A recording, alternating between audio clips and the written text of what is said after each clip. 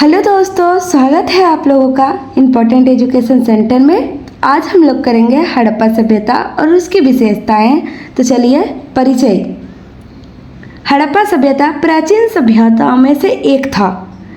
हड़प्पा की खोज प्रसिद्ध पुरातत्ववेत्ता दयाराम साहनी ने 1921 ईस्वी में किया था। इस सभ्यता में दो प्रमुख नगरें काफ़ी प्रसिद्ध थी। दो प्रमुख नगर था जो काफ़ी प्रसिद्ध था, हड़प्पा तथा मोहनजोदड़ो। हड़प्पा पाकिस्तान के माउंटगोमरी जिले में स्थित है। याद रखिएगा, ये पाकिस्तान में स्थित है वर्तमान में और माउंटगोमरी जिले में।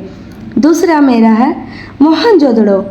मोहनजोदड़ो सिंध के लड़काने जिले में स्थित है। ये भी पाकिस्तान में ही है आपका वर्तमान में।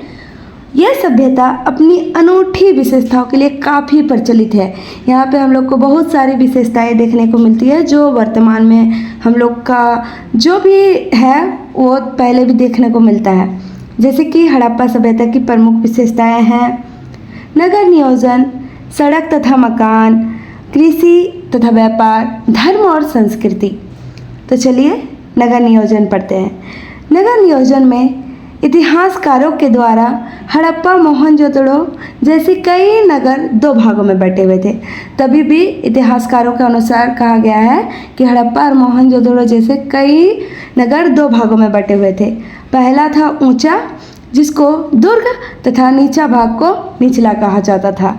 अधिकतर लोग नगरों में रहना पसंद करते थे।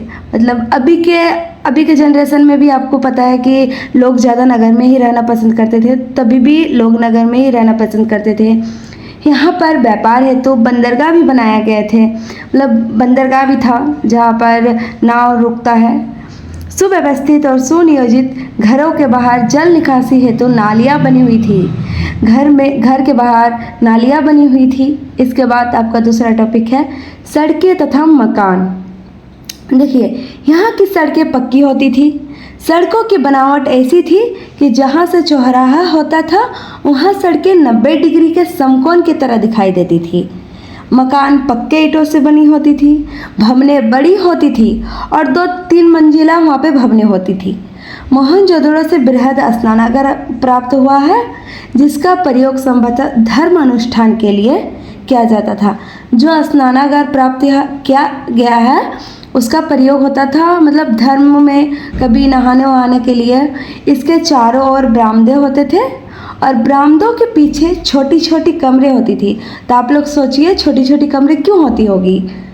तथा हड़प्पा से बृहद स्नानागार पाया गया है, जिसे राजकीय भंडार भी कहा जाता है। संभवतः इसका उपयोग जनता से लिए गए कर को रखने में किया जाता था।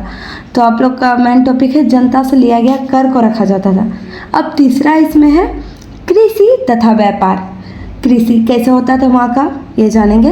हड़प्पा कालीन सभ्यता के लोग गांव में भी रहते थे। नगरों में रहना तो पसंद करते थे, लेकिन कुछ लोग गांव में भी रहते थे। गांव में लोग धान, गेहूं, मटर, चना, तिल आदि की कृषि करते थे तथा लोग गांव से नगरों में आकर व्यापार करते थे। अभी के भी लोग जाते हैं ना गांव से व्यापार करने के लिए नगर जाते हैं, उसी प्रकार तभी भी होता था। व्यापार में अनाज, बहुमूल्य वस्तुएं और सूती कपड़ों का व्यापार होता था। आपका चौथा पॉइंट है धर्म और संस्कृति। वहाँ का धर्म क्या था, कैसे लोग रहते थे, पूजा पाठ कैसे करते थे, उसको जानेंगे। उस समय के लोग भी धार्मिक जीवन पर विश्वास रखते थे। लोथल में 3 बर्तन के टुकड़ों पर सर्प की आकृति मिली, मतलब सांप का आकृति मिला। तो इससे पता चलता है कि लोग नागराज की पूजा करते थे। तथा एक नटराज भगवान की प्रतिमा भी मिली है। एक आप लोग देखेंगे ब्राह्मण का भी प्रतिमा मिला है। इस सभी तथ्यों से पता चलता है कि लोग हिंदू संस्कृति को मानते होंगे। चलिए मेरा निष्कर्ष क्या निकलता है इससे। हड़प्पा सभ्यता की सबसे बड़ी विशेषताएं थी सुनियोजित नगर, उन्नत जल निकासी प्रणाली, कृषि और व्यापार में प्रगति, अनूठी शिल्पकला आदि। तो दोस्तों, आप लोगों को वीडियो पसंद आया तो लाइक कीजिए, चैनल को सब्सक्राइब कीजिए और कौन सा टॉपिक में वीडियो बनाना है ये भी कमेंट कीजिए। धन्यवाद।